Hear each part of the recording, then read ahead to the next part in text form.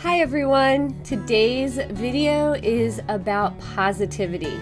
I'm your professor, Dr. Jennie Rosier. Let's get started. Dr. Steve McCormick, who is a professor at University of Alabama, was quoted saying, "The most important tactic or practice for maintaining ongoing romantic involvements, and one that is more commonly overlooked, is positivity."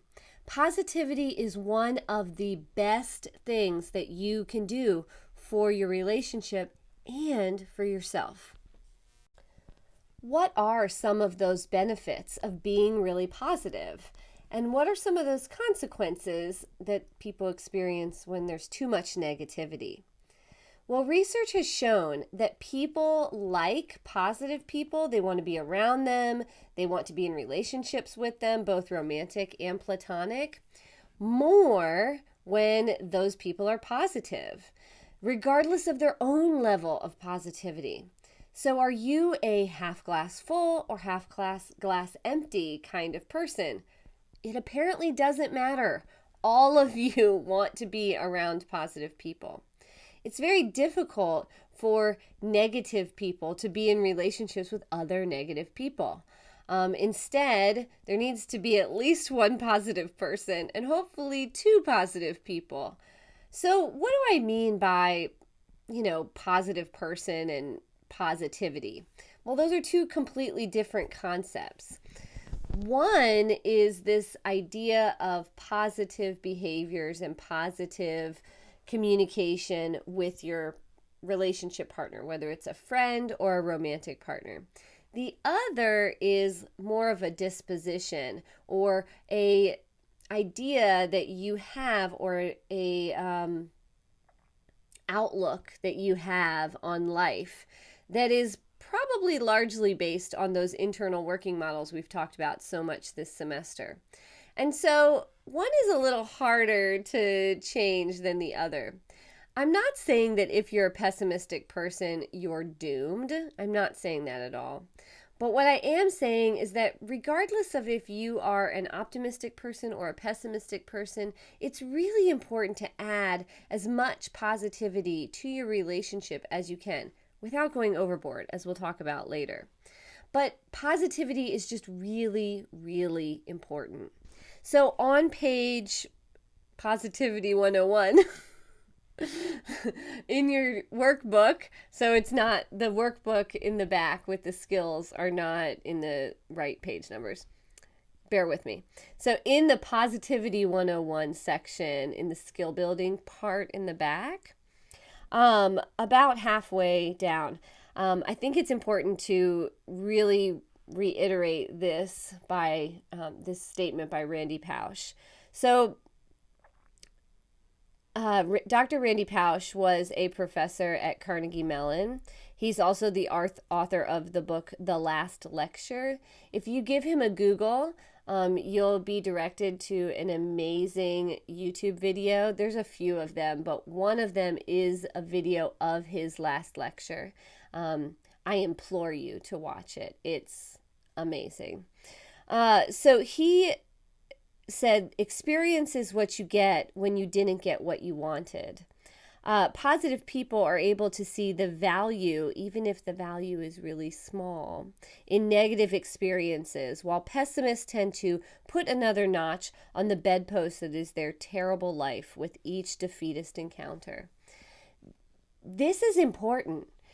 Positive people can have a negative experience and either learn from it, see the good part of it, right? So maybe you had something really bad happen, but it taught you something, or you had something really bad happen, but at the time it was bad, and now you actually see that it had some good outcomes. Or they can just see that this is a learning experience and they've definitely learned something from it. Where a negative person takes all of those negative experiences that we all experience negative things, and again, like puts another notch on the bedpost that is their, terrible life.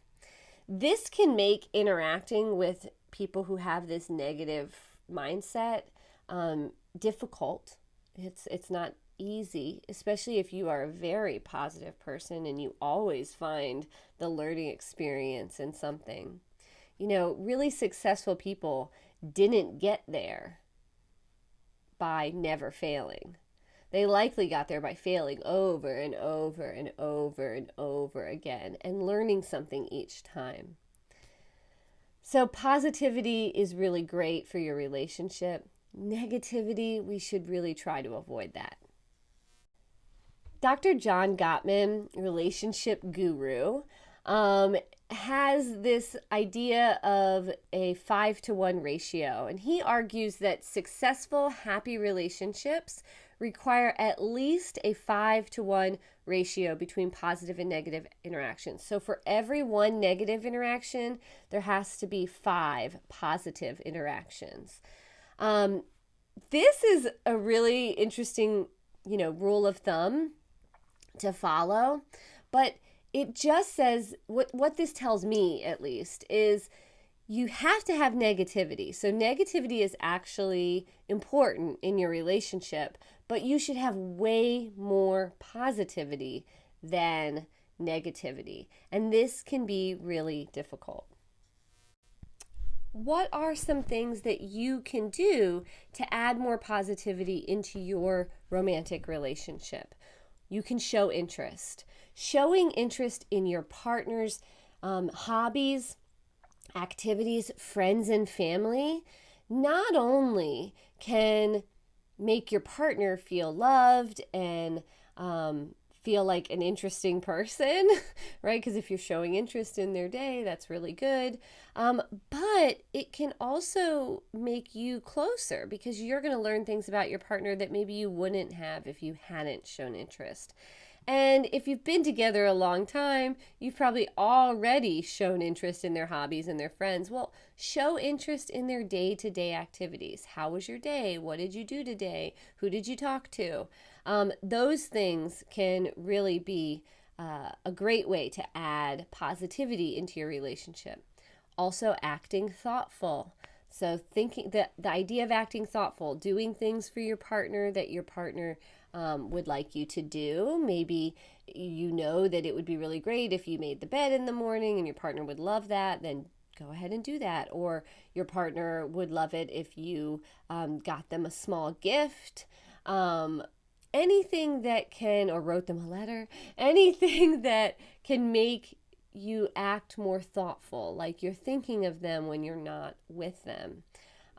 You're thinking of their best interests, right? You're telling them, hey, do you need any help with this?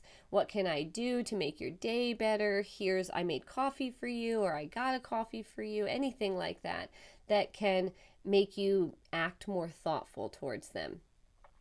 Also, appreciate. So appreciate them by telling them that you appreciate them. Send them a text. I really appreciate everything you do in our relationship. If you have kids, I really appreciate everything you do for our family. Thank you. Telling your partner thank you for little things and for big things is really great. And the last thing is to be affectionate. If these don't sound similar to the 5 love languages, then you're probably not paying attention. So all of these are really similar things to what we talked about when we discussed the 5 love languages. Being affectionate is really important to some people. And again, figure out what your partner likes and try to do those things. I talk about each one of these next 4 activities in the workbook in the positivity section, but I just want to tell you a little story about the list maker idea.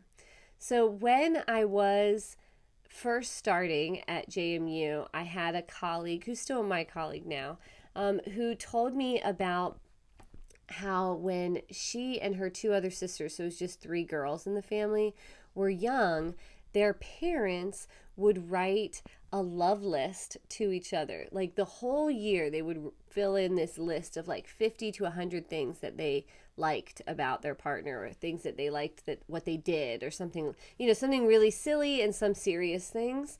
And it would be like 50 or 100 things. And on Christmas morning, before anybody opened any of their presents, their dad would read his list to their mom, and their mom would read her list to their dad. And the three daughters would sit there and listen. And she said they still do it to this day. And as I'm hearing this story, I'm like, oh my gosh, not only is this an incredible thing to do for your partner, right? But it's also such an incredible gift to let the daughters see this every single year for their whole lives and make it be this tradition. Becoming a list maker is really great. You don't have to share your list with your partner, but just the act of writing it down can make you feel more positive feelings towards your partner. And then whenever you're angry, you can return to that list and be like, oh yeah, I remember why I love him or why I love her. Maybe I'm not so angry after all. Just like all of these relationship skills, there are things that you should really work on avoiding when you're trying to work on the positivity in your relationship. The first one is, don't be excessively positive. We have to have some negativity. Gottman says 5 to 1. So that 1, there has to be some negativity. Don't avoid real problems. If there are real problems in your relationship, you need to face them and deal with them. And some negativity might happen, but you have to deal with those real problems. Don't ignore red flags is my last thing that you should avoid. Make sure that you are not being so excessively positive that you're ignoring real problems or ignoring red flags or deal breakers that you once had. Positivity is not so important that you should stay in a bad relationship. But if something is inconsequential, which many of our arguments are, try not to sweat the small stuff. Pick your battles and be a little more positive. Well, that's a wrap. I'm Dr. Jennie Rosier, Associate Professor of Communication Studies at James Madison University. I'm also the director of the RLH Project. You can find me on Instagram at Relationships Love Happiness or on Facebook at /Relationships Love Happiness. Thanks for watching.